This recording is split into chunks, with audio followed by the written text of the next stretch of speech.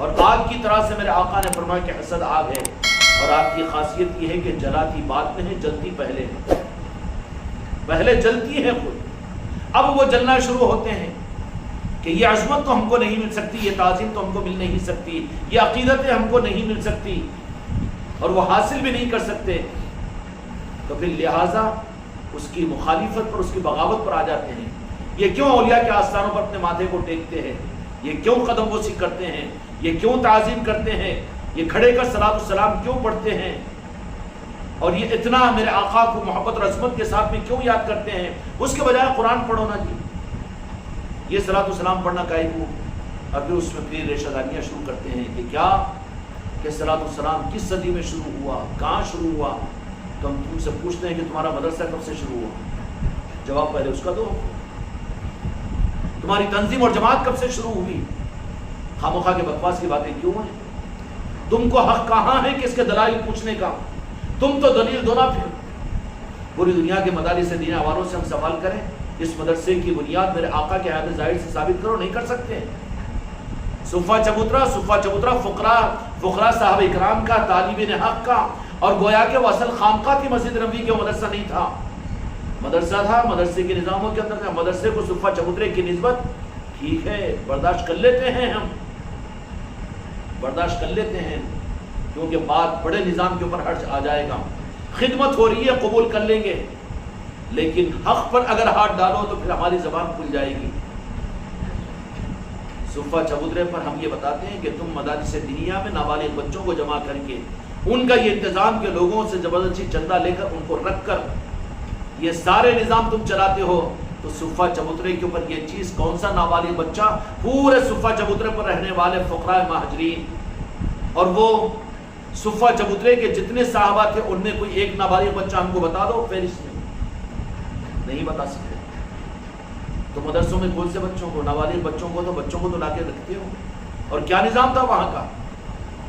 کون سا مدرسہ اس بنیاد پر معیار کو انکار نہیں، خدمت ہو رہی ہے اس کا انکار نہیں کرتے، خیر کی چیزوں کے معاملات کے اندر میں حرف نہیں ڈالتے ہم، لیکن حق کو چھپانے کی کوشش نہیں کرنا۔ کون سا منتظم تھا، کون سا مطبخ خانہ تھا، کون سا وہاں پر لنگر خانہ تھا، اور کون سے چندے کے رسید تھے، کون سا صدر اور معتمد تھا جو صفہ چبوترے کے لیے رسید بک مدینے کے اندر میں لے کر، اور پھر لے کر چندہ کرنے کا نظام بھی کہا تھا صفہ چبوترے کے مدرسے کا، بلکہ وہاں کا معاملہ تو یہ تھا کہ کئی دن گزر جاتے، کوئی اگر لا کر دیتا تو دو جہاں کے مالک ان صفہ چبوترے کے ان صحابہ کرام کے اندر میں تفصیل فرماتے، ورنہ تین دن 4 دن فاقے پر گزر جاتے، لیکن وہ ایسے تھے صفہ چبوترے کے، یہ چیز صرف آل علی اور اولاد علی کے اندر ملے گی، باہر نہیں ملیں گے۔ ہے دل گردہ کسی کے اندر میں ہماری اس بات پر اعتراض کرے تو اپنے مدرسے کے طالب علموں کو ایک دن کا فاقہ رکھ کر تمہارے مدرسے کو چلا کر بتاؤ، وہ مڑ کر احتجاج شروع کر دیں گے، تیرے مدرسے کا اینٹ سیٹ بجا دیں گے۔ کہاں حماقت کر رہے ہو؟ صفہ چبوترے سے مدارس دنیا کی نسبت کی صحیح بنیاد کہاں ہے؟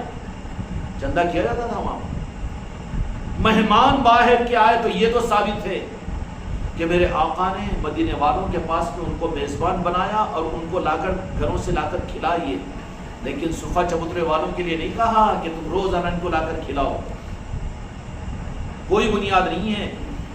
اور وہ صفہ چبوترے پر رہنے والے فقراء مہاجرین اور طالبین اور عاشقین مصطفیٰ، جن کی بنیاد خدا کی قسم علم دین نہیں تھا، علم رسول نہیں تھا، اس لیے کہ وہ تو سب میں تقسیم ہو رہا تھا، وہ کیا تھا؟ عشق رسول تھا، جو نالے پاک مصطفیٰ پر خود کو قربان کرنے کے لیے اپنے علاقوں کو چھوڑ کر، اپنے بیوی بچوں کو چھوڑ کر، اپنی دنیا کو چھوڑ کر، وہ فیصلہ کر کے جیسے ایک صادق مرید پیر کے قدموں پر آ جاتا اور کہتا ہے کہ اس کے بعد میں کوئی اور سانس نہیں چاہیے، اس کی صحیح مثال تو صفہ چبوترے کی ملے گی آپ کو۔ کھانے کی کوئی فکر نہیں، کمانے کی کوئی دھن نہیں، کوئی چیز نہیں، کوئی شکایت، کچھ نہیں، کچھ دعا اور تمنا کہ یا رسول اللہ کوئی فقیر، صفہ چبوترے والے فقراء کے اس پورے طبقے کے اندر میں صحابہ اکرام رضی اللہ تعالی عنہم اجمعین نے میرے آقا سے اس رخ سے بھی فائدہ حاصل کیا۔ میرے آقا نے جب موقع دیا انہیں تو میرے آقا نے ان کو دنیاوی اعتبار سے بھی نوازا، لیکن صفہ چبوترے والوں نے کبھی میرے آقا کی بارگاہ میں اپنی سہولت کے لیے کبھی دعا تک نہیں کی۔ ان کی شان کچھ عجیب ہوتی ہے. یہ چیز خدا کی قسم صرف اولیاء کی خانقاہوں میں ملتی ہے، ان کے پاس میں ملتی ہے، کہیں اور نہیں مل سکتی. معاف کرنا کوئی محدث اور کوئی مفکر اور مفسر مجھے بتا دے. پھر صفہ چبوترے پر رہنے والے فقراء مہاجرین جو تھے، انہوں نے کوئی طلب کی اور نہ کبھی شکایت کی، یا رسول اللہ 3 دن گزر چکے ہیں، حلق کے نیچے کوئی کھانے کا دانہ نہیں اترا. کچھ نہیں فرمایا، پڑے ہوئے رہتے تھے. اچھا پھر آ کر بیٹھے مجلس سجائے میرے آقا کی بارگاہ میں آ کر روزہ نہیں. فقراء تو وہاں پر صفہ چبوترے کے اوپر جو بیٹھے ہوئے تھے وہ اپنی جگہ بیٹھے رہتے، صرف میرے آقا کو تک لیتے ایک نظر، پیٹ بھر جاتا، دل بھر جاتا، بس پھر اپنے چبوترے پر بیٹھے ہوئے. یہ بھی نہیں کہ اچک اچک کر کچھ علم حاصل کریں گے. وہ خدمت تو میرے آقا نے دوسرے صحابہ اکرام کے حوالے کی تھی. علم دین کی خدمت، علم کے دینے کی خدمت، مدارس دینیا کا ثبوت کس رخ سے؟ اب زیادہ گہرائی کے اندر میں چلے جاؤں تو مسئلہ پیدا ہو جائے گا. علم کی ترویج، علم، اس کے لیے تو میرے آقا نے ایک الگ نظام صحابہ اکرام اجمعین کا قائم کیا، جس میں حضرت ابو درداء رضی اللہ تعالیٰ عنہ ہیں، جس میں حضرت ابو ہریرہ رضی اللہ تعالیٰ عنہ ہیں. بڑے بڑے اجل صحابہ اکرام ہیں کہ جو قرآن کو بھی نقل کیے ہیں، جو احادیث کو بھی نقل کیے ہیں. حفاظت دین کا یہ انتظام میرے مصطفیٰ نے ان لوگوں کے حوالے کیا تھا کہ تم شریعت کی حفاظت کرو. اور اس کے برخلاف میں ایک طبقے کو صفہ چبوترے پر بٹھایا اور ان کو، اے فقراء صحابہ اور صفہ چبوترے کے وہ صحابہ میرے آقا مجھے معاف کرے، ان کا مقصود علم نہیں تھا، ان کا مقصود علم کی ترویج نہیں تھی، ان کا مقصود اتنی بڑی قربانیاں دین کو دنیا میں پھیلانا نہیں تھا، بلکہ وہ تو صرف اپنے محبوب کے نالے پاک کے عشق کو پینا ان کا مقصود تھا. صرف پیتے رہتے تھے. سب کچھ کو خیر بات کہہ کر کہیں ملے گی یہ چیز؟ ہاں ملے گی خدا کی قسم. سالر پاک کے پاس میں، غریب نواز کے پاس میں، غوث الاعظم کے پاس میں، سلسلہ نقشبندیہ کے اندر میں، سلسلہ سہروردیہ کے اندر میں، ان سلاسل کے اندر میں تو یہ چیز ملے گی. اور وہی نظام آج صحیح صورت کے اندر میں، جہاں صحیح خانقاہیں ہیں، اللہ تعالیٰ ساری خانقاہوں کے اندر میں صحیح نظام کو قائم فرما.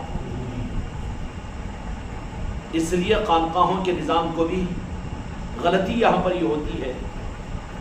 میڈیکل کالج ہو لیکن کسی اچھا انجینئر کا پروفیسر بہت اچھا لگا تو آپ نے اس کو بھی میڈیکل کالج میں بلا کر انجینئرنگ کی تعلیم اس سے دلوا رہے. یہ اہل خانقاہ کے لیے زیبا نہیں ہے. خانقاہ والے بھی اگر دیکھیں تو وہ اپنی خانقاہوں کے آباء و اجداد کے نظام کو دیکھو. یہ تو الجھ کر رہ گیا ہے مسئلہ. وہ لوگ انوالو ہونا شروع ہو گئے، انوالومنٹ ہو گیا ہے مولویوں کا ولیوں کے نظام میں. اب وہ اپنے نظام کے ساتھ میں پھر خانقاہوں کو بھی دکانداریاں بنا لی ہیں. خانقاہوں کے نظام کو بھی ان خانقاہ والوں نے اور اہل طریقت نے ان نظاموں کو بڑی آسانی کے ساتھ میں دروازوں کو کھول کر ان کی چمک اور ان کے علم کی تراری کی وجہ سے اور ان کے دینی خدمات اور ان کے حدیث و قرآن کی خدمات کی وجہ سے آپ نے دروازہ کھول کر انہیں بلا لیا. دروازہ کھول کر تم نے دروازہ کھولا. یہاں انٹرنس نہیں ہے. ہر ایک عالم اپنی جگہ قابل تعظیم اس لیے کہ وہ میرے آقا کے دین کا خدمت گزار ہے، لیکن نہ قدری نہیں ہوگی سمجھنے کے لیے یہیں پر بھول جانا اس کو. اس کی مثال ملازم کی ہے، وارث کی نہیں ہے. وارث میں اور ملازم میں فرق ہے.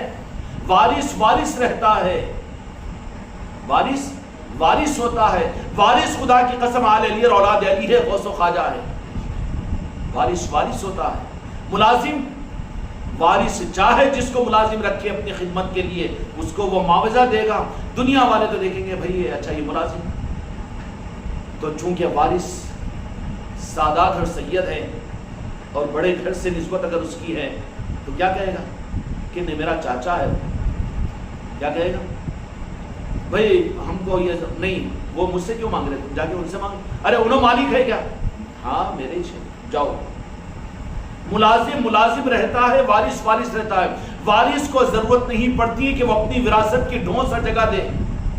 ہاں ملازم چونکہ وارث نہیں بن سکتا اس کے لیے کوشش کرتا ہے کہ جہاں موقع ملے وارث کو وہ چھپائے اور ملازم سامنے آئے. غلطی سے اگر وہ غلطی وارث کے پاس ہی پہنچ گئی کہ تمہارے ملازم تو ارے وہ ملازم ہے تمہارا، کیوں؟ تو وہ تو ایسا کر رہا تھا کہ وہی جیسے کہ مالک ہے. آؤ بھیا اس کو سمجھنا مالک میرے سے کچھ اسی سے لے لو، کیونکہ بڑے ظرف والے ہوتے ہیں. آل علی اور اولاد علی جو ہوتے ہیں قربان جائیں ہم مولا علی کی ذات پر، ان کی آل کے ایک ایک شہزادے پر، کہ وہ ایسے وارث ہوتے ہیں کہ ان کو ابتدائی زمانے کے اندر میرے آقا کے دنیا سے پردہ فرمانے کے بعد میں دین کے سنبھالنے کے لیے ضرورت پڑی تو وارث کس کو بنایا تھا؟ میرے مصطفیٰ نے. کس کو بنایا تھا؟ مولا کو بنایا تھا. من کنت مولا ہو فہذا علی المولا. لیکن ضرورت کے لیے ولایت تو میرے آقا نے حوالے کر دی کہ کون ہے کہ دین کو حوالے نہیں کیا بلکہ امت کو بھی حوالے کر دیا کہ جن جن کا مولا میں ہوں ان کا مولا علی ہے. جو مجھ کو اپنا مولا مانتے ہیں ان کو ضروری ہے کہ علی کو اپنا مولا مانے. تو امت بھی حوالے کی، دین بھی حوالے کیا. اب کس کا ہے جی؟ دین بھی اور امت بھی کس کی ہے؟ اب کوئی یہ کہے کہ نہیں مولا علی نہیں، ذرا وہ شیعہ زیادہ نام لیتے ہیں، سو سے نقل ہو. ابو بکر صدیق کوئی تقابل تو لاتے ہیں. تو جن کو یہ چیز شبہ تو سمجھ لینا کہ خون میں خرابی ہے. ابو بکر رضی اللہ عنہ کا مقام ہے. مولا علی جن کو خود عظمتیں دی ہو، ہمارے غلاموں کی کیا جرت کہ ان کی ناقدری ہم کریں. حضرت عمر فاروق رضی اللہ عنہ کو عظمتیں میرے مولا نے عطا کی ہے، تو کون ہوگا گستاخ وہ مولا علی کا ماننے والا جو عمر فاروق رضی اللہ عنہ کی گستاخی کرے. سیدنا عثمان ذو النورین جن کو مولا علی نے اتنی عظمت عطا فرمائی، ان کے دل تو بڑے ہوتے ہیں، خدا کی قسم وہ ان کی سخاوت قیامت تک اس کی نقل بھی کوئی نہیں کر سکتا. مدینہ منورہ کے اندر میں سیدنا عثمان غنی رضی اللہ عنہ کی شہادت کا جب مسئلہ آیا تو مولا علی مشکل کشا علیہ السلام نے دونوں شہزادوں کو عثمان غنی رضی اللہ عنہ کی نگرانی کے لیے، جبکہ معلوم ہے بلوائی آ کر خارجی آ کر حملہ کرنے کے لیے چاروں طرف سے گھر کو گھیر چکے ہیں، تو اپنے شہزادوں کو نگرانی کے لیے کہ خبردار کہ جان چلی جائے کوئی بات نہیں، لیکن نگرانی کرنا کس کی؟ عثمان غنی رضی اللہ عنہ کی. ارے تم آل علی اور اولاد علی کی بات کیا کہتے ہو؟ کہاں تقابل پر لا رہے؟ یہ تقابل کے اوپر یہاں پر مولا علی کے مقابلے کے اوپر ابو بکر صدیق رضی اللہ عنہ نہیں آ سکتے. ابو بکر رضی اللہ عنہ بھی اس کو برداشت نہیں کریں گے کہ مولا علی کے مقابلے پر لائیں. عمر فاروق رضی اللہ عنہ بھی برداشت نہیں کریں گے. عثمان غنی رضی اللہ عنہ برداشت لیے کہ وہ صحابہ تو میرے صحابہ ہیں، اور ان کے صحابہ اور ان کے خلیفہ راشدہ ہونے کی سب سے بڑی ہمارے پاس میں دلیل یہ ہے کہ میرے آقا دو جہاں کے مالک نے خود ان کے پردہ ہونے کے بعد بھی اپنے ہی قدموں میں تو رکھا. جن کو میرے مصطفیٰ نے ابو بکر رضی اللہ عنہ کو اپنے قدموں میں رکھا، عمر فاروق رضی اللہ عنہ کو اپنے قدموں میں رکھا، ان کو ہم دور کرنے کی ضرورت؟ علیہ باللہ کفر ہو جائے گا. آقا نے ابھی تک اپنے بازو رکھا، اپنے قدموں میں رکھا، تو وہ تو قدموں ہی میں ہیں. لیکن بات کیا ہے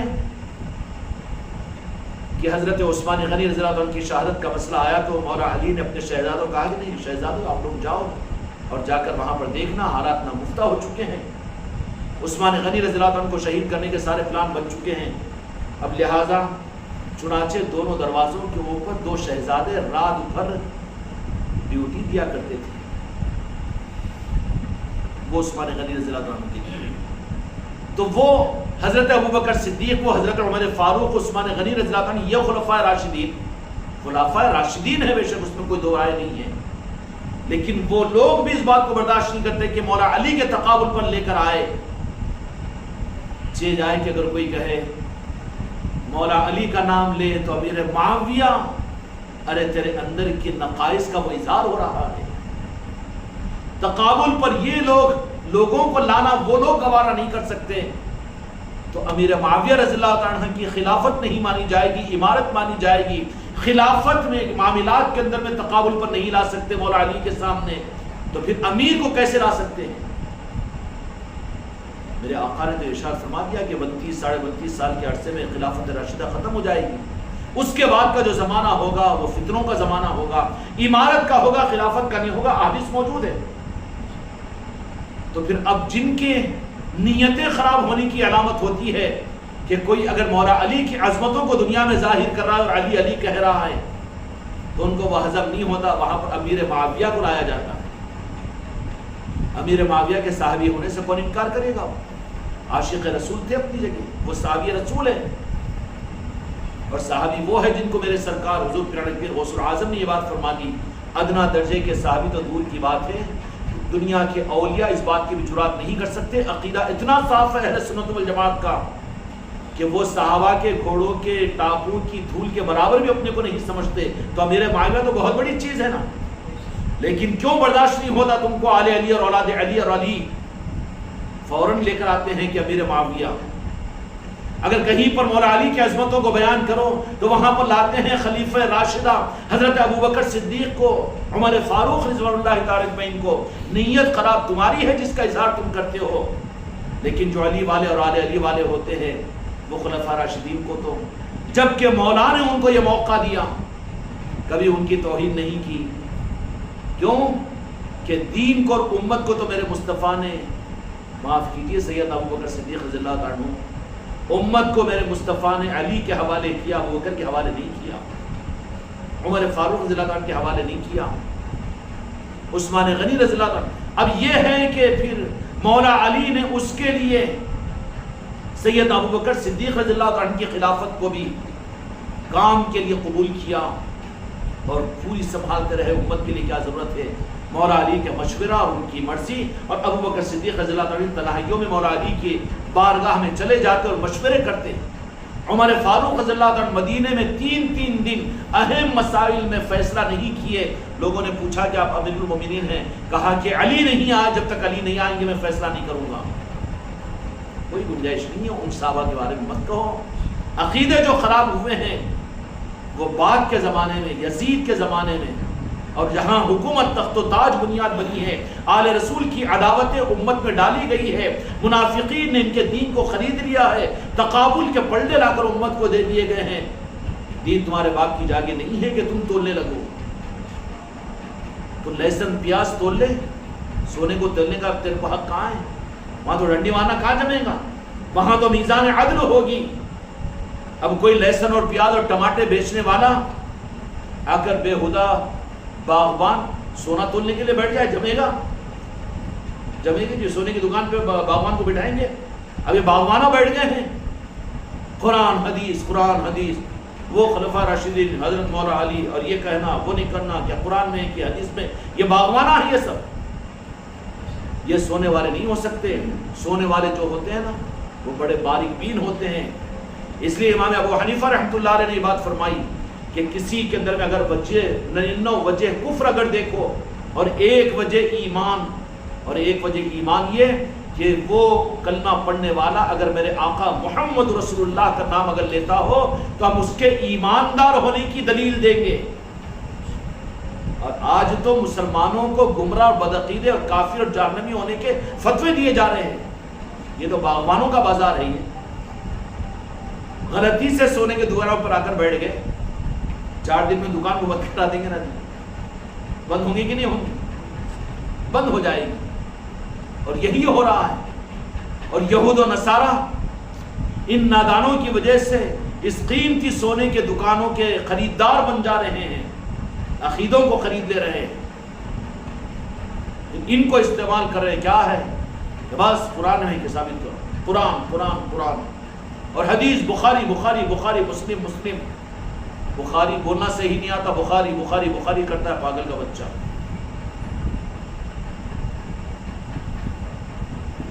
کہاں سے کدھر رخ چلا گیا؟ مولا علی مشکل کشا علیہ السلام کے حوالے میرے مصطفیٰ نے، اچھا دین اللہ کا دین ہے نا، اپنے محبوب کو دیا، اور محبوب نے اس دین کی امانت کو اپنی امت کو کس کے حوالے کیا؟ مولا کے۔ بات ہی ختم۔ اور کب تک کے لیے؟ اس زمانے تک۔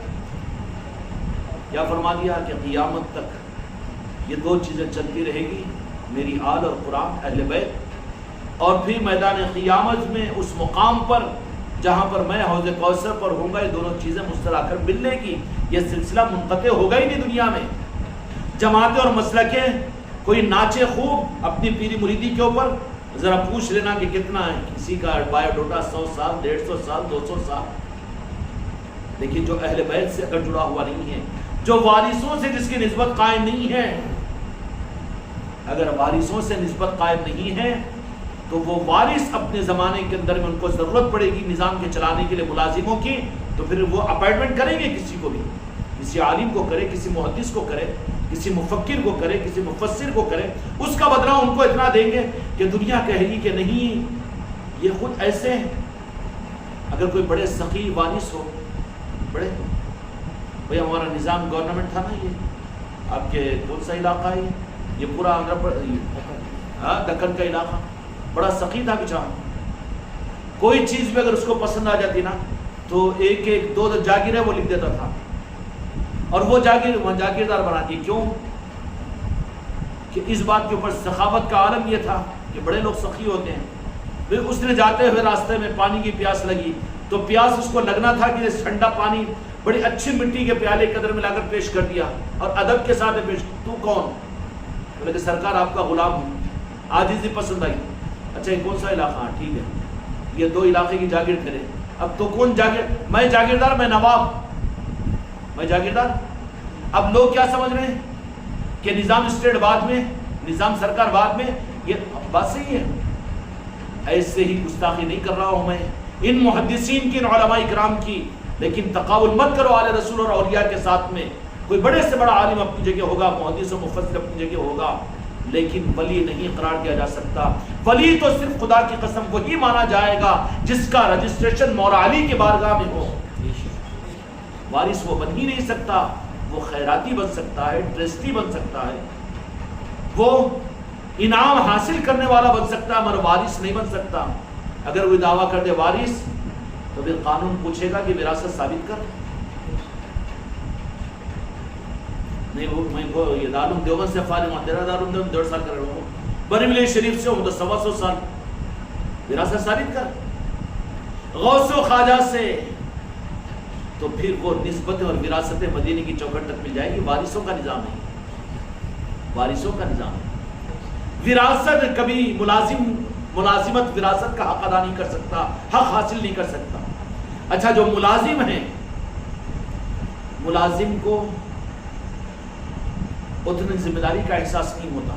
ملازم ہے وہ وفاداری کا جمع، جان پر آئے، جان پر اگر آ گئی بات تو جان بچا کے بھاگ جائیں گے، یہ نوکری نہیں تو دوسرے کے پاس جا کے نوکری کر لیتے، نہیں تو غربت میں مر جاؤں گا بھائی، کیا جان دے دیتے کہ یہاں پر بولتا ہوں۔ لیکن جو وارث ہوتا ہے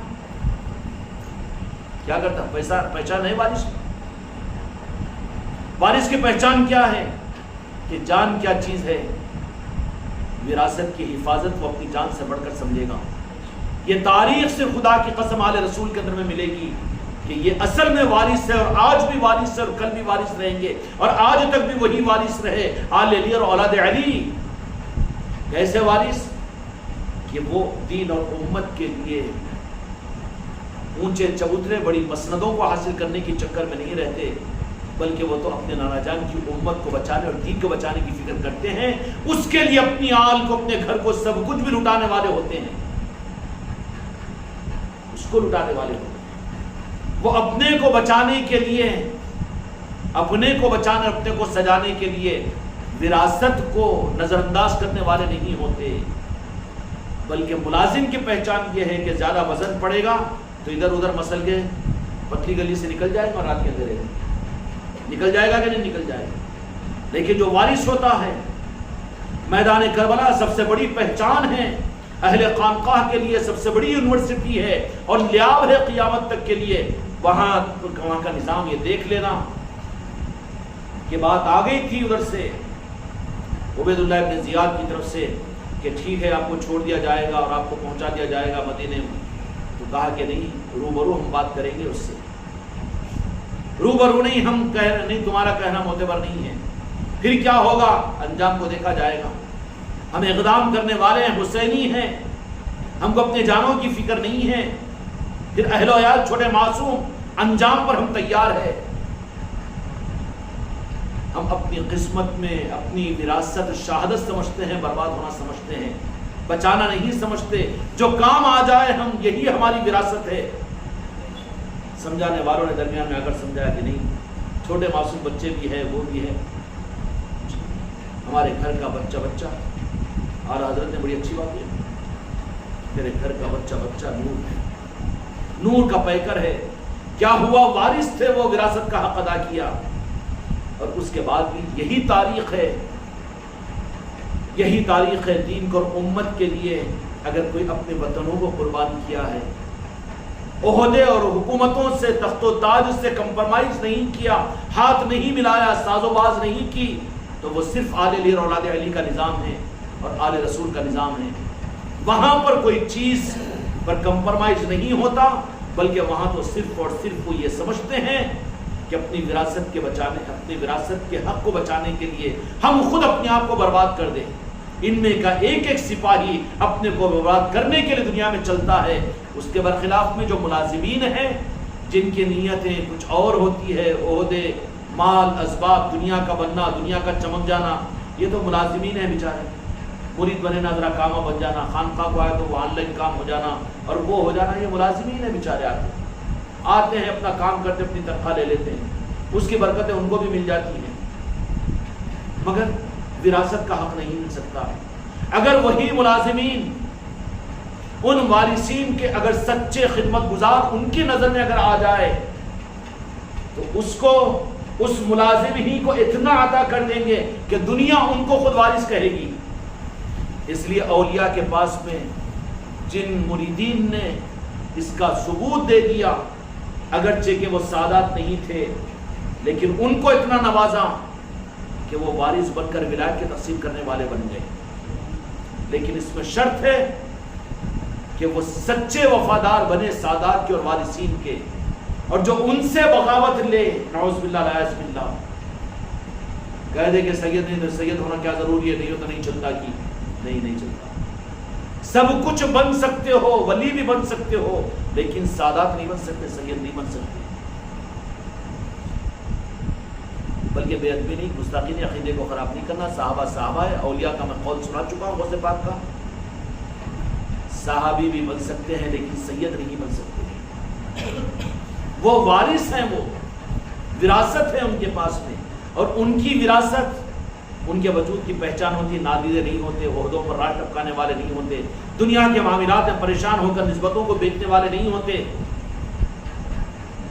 ان کی ایک پہچان ہوتی ہے، ان کا بڑا پن ہوتا ہے، وہ دینے والے ہوتے، لینے والے نہیں ہوتے، وہ عطا کرنے والے ہوتے ہیں، وہ بھکاری نہیں ہوتے، ان کی سوچ بڑی ہوتی ہے، ان کا اعتماد غوث و خواجہ کے چوکھٹوں پر ہوتا ہے، پنجتن پاک کی نسبتوں پر ہوتا ہے، ان کو اپنے آقا نانا جان کی نالے پاک پر اتنا اعتماد اور بھروسہ ہوتا ہے جتنا پوری دنیا داروں کو دنیا پر نہیں ہوتا، اولاد کو ماں باپ پر جتنا نہیں ہوتا، ان کو، ان وارثین کو اپنے آقا کے نارن پاک پر ان کو اتنا اعتماد ہوتا ہے، ان کی پہچان ہوتی ہے سچے وارثین کی۔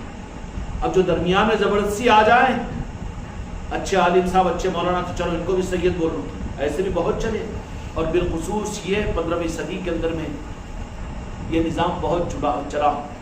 اصل سادات ایسے حالات عالم میں بہت تفصیل ہے، اس تفصیل میں جانے کا وقت نہیں ہے، لیکن اصل جو سادات تھے بالخصوص دکن کے علاقے اور ہندوستان کے اندر میں اورنگزیب عالمگیر کی وجہ سے اس زمانے کے اندر میں جو شریعت کی تلوار لے کر اورنگزیب عالمگیر آگے چلے تھے، وقتی طور پر خدمت تھی ان کی، مگر اس معنی ہی کے اندر میں کہ وہ وارث نہیں تھے، وہ شریعت محمدی کے ملازم تھے، اور بہت کمالات کے درجات ان کو ملے ہوں گے، لیکن ولی نہیں مان سکتے، اس لیے کہ ولی کے لیے وارث ہونا ضروری ہوتا ہے، اور ان کا رجسٹریشن مولا علی کی چوکھٹ پر غوث و خواجہ کی نسبتوں پر ہونا ضروری ہوتا ہے، سمجھے؟ ملازم ان سے خدمت لینے کے لیے غوث و خواجہ نے طے کیا، بڑی سعادت کی چیز، جو بڑے دربار کا، بڑے بادشاہ کا منتخبہ سپاہی بھی جو ہوتا ہے، ملازم بھی ہوتا ہے، بڑا کر و فر ہوتے ہیں اس کے ساتھ، لیکن وارث نہیں بن سکتا، اور کبھی وہ جرت نہیں کرے گا کہ وارث بنے، تو پھر چونکہ مالک تو اس طریقت کے نظام کے خدا کی قسم مولا علی کی ذات ہے، آل رسول ہے، غوث و خواجہ ہے قیامت تک، طریقت کے مالک چاہے کوئی سلسلہ ہو، چاہے سلسلہ قادریہ ہو کہ چشتیہ ہو کہ صابریہ ہو کہ نقشبندیہ ہو کہ سہروردیہ ہو، جتنے سلاسل ہیں، ہزاروں سلاسل، ایک دو چار تو یہ مشہور سلاسل ہیں، لیکن خود آپ جس خانقاہ میں بیٹھے ہیں تمہارے پیر کو ایک سلسلے سے 11,222 خلافتیں حاصل ہیں۔ دنیا کے کوئی سلسلے کی خلافت باقی نہیں ہوگی جہاں پر خلافت نہ ملی ہو اس خانقاہ محمدی کو۔ تو ایک 2 4 10 20 خلافت ہے، یہ بھی قابل قدر ہے۔ خدا کی قسم اس خزانے کا ایک ذرہ ہی بہت کچھ ہے، نہ قدری کی بات نہیں۔ لیکن اس خانقاہ کو تو 11,222 خلافتوں کی نسبت ملی ہوئی ہے، لیکن بگاڑ پیدا ہونے کے خطرات تم کو مجھ کو بھی ہے۔ کبھی یہ نہیں سمجھنا کہ تمہارے ہاتھوں پر کچھ خانقاہوں کا نظام چل رہا ہے تو یہ نہیں سمجھ لینا کہ تمہارے پیر کے باپ کی جاگیر ہے یا تمہارا بھی اپنا کوئی نظام ہے۔ نہیں، ہم تم تو غوث و خواجہ کے در کے بھکاری ہے، آل علی اور اولاد علی کے در کے منگتا ہے۔ منگتا رہو تو خیرات ملتی رہے گی، اگر حماقت پیدا ہوگی تو جھڑکا کر جھٹکی مار کر منہ پلٹا دیا جائے گا، پھر پتہ نہیں یہاں سے کٹو گے تو کس وہابی کے گود میں جا کر پڑو گے، کس بدعقیدی کے پاس میں چلے جاؤ گے اور کہاں جا کر دجال کے پاس میں پہنچ جاؤ گے، کوئی گارنٹی نہیں۔ یہ خطرات اہل طریقت کو رہتے ہیں، ان کو اپنے آپ کو سنبھالنا بھی ضروری۔ ہماری اوقات کیا ہے؟ آل علی اور اولاد علی کے گھر کے منگتا اور ہم بھکاری ہیں، ہماری اوقات اس سے زیادہ کچھ نہیں ہے۔ کوئی بھی ولی ہو، کون ہے؟ یہ اولیاء اللہ کے دوست تھے، میرے مصطفیٰ کے نور نظر ہے، ان کو یوں دیکھنا چاہیے، یہ لیول میں نہیں دیکھنا، کیونکہ ادھر ہے ہی نہیں ان کا معاملہ، یوں ہے، اللہ تعالیٰ نے اونچا کیا ان کو۔ اب تم ان کو ڈھونڈو اس میں، انہوں مولانا تھے کہ انہوں مفتی صاحب تھے کہ انہوں محدث صاحب، ارے بابا یہ ادھر کے نظام ہے، وہ ادھر کہاں لے کے ملا رہا ہوں؟ ادھر کے وہ نظام الگ ہوتے ہیں، وہ بنتے نہیں ہیں، بنائے جاتے ہیں اوپر سے۔ اب تاروں کو زمین پر ڈھونڈا تو ہیرے تو مل جائیں گے، پر تارے کا ملیں گے؟ تاروں کا مقام تو وہ ہے۔ اولیاء کون ہوتے ہیں؟ وہ وارث ہوتے ہیں مولا علی کے، وہ وارث ہوتے ہیں دو جہاں کے مالک میرے آقا کے۔ ان کا مقام تو آسمان کے تاروں کی طرح سے ہے، ان تاروں کو توڑ کر زمین پر مت گراؤ۔ زمین میں ڈھونڈنا ہو تو ہیرے جواہرات ڈھونڈ لو، زمین پر اپنی روزی ڈھونڈ لو، یہ مل جائے گی۔ اس لیے طریقت اور اولیاء یہ تو آسمان کے تارے ہیں، کبھی ان کو یہاں نہیں ڈھونڈنا، ان مدرسوں میں، ان مسجدوں کے اندر میں یہاں پر نہیں ڈھونڈنا۔ یہ ملازمین کا نظام ہے، وہ وارثین کا نظام ہے۔ سمجھ میں آگی بات؟ خطرات اس معنی کے اندر میں آ جاتے ہیں کہ بڑے بڑے نظاموں کے اندر میں خطرات آ جاتے ہیں، اور یقینی بات ہے دنیا کا قانون یہ ہے کہ خطرات کے لیے دین میں میرے آقا کے پردہ فرمانے کے بعد میں خطرات کو آنے میں زیادہ زمانہ نہیں لگا، تو یہ تو فطروں کا زمانہ ہے۔ اس لیے خانقاہ محمدی کے بچوں اپنی اوقات خدا کی قسم دنیا کے ہر اولیاء کا نام لیوا انہوں نے بنا دیا، اس سے بڑی اور کوئی چیز نہیں چاہیے۔ جو حقیقت ہوتی ہے ان کی پہچان یہ ہوتی ہے کہ کل اولیاء کے وہ قدرداں ہوتے ہیں۔ خدا کی قسم یہ نظام تھا بھی اور ہے بھی اور رہے گا بھی صرف آل علی اور اولاد علی کا۔ جو نظام اگر ان نسبتوں سے، جو سلسلوں میں رہنے کے باوجود غوث العظم کو غوث العظم کہنے کو تیار نہ ہو، جو غریب نواز کو غریب نواز کہنے کو تیار نہ ہو، سلسلوں کے دھوکے میں نہیں آنا اور کہنا نہیں، بلکہ عقیدے کے ساتھ ان کا غلام بن کر رہنا، تو یہ پہچان ہے حق کی۔ پھر نوازش ہوگی، چاہے وہ 15ویں صدی نہیں 500 صدیاں گزر جانے دو، لیکن علی کا نظام ہے، قیامت تک میرے مصطفیٰ نے ضمانت دی کہ حق انہی کے ساتھ میں رہے گا جن کے پاس میں قرآن اور اہل بیت کی محبت ہوگی۔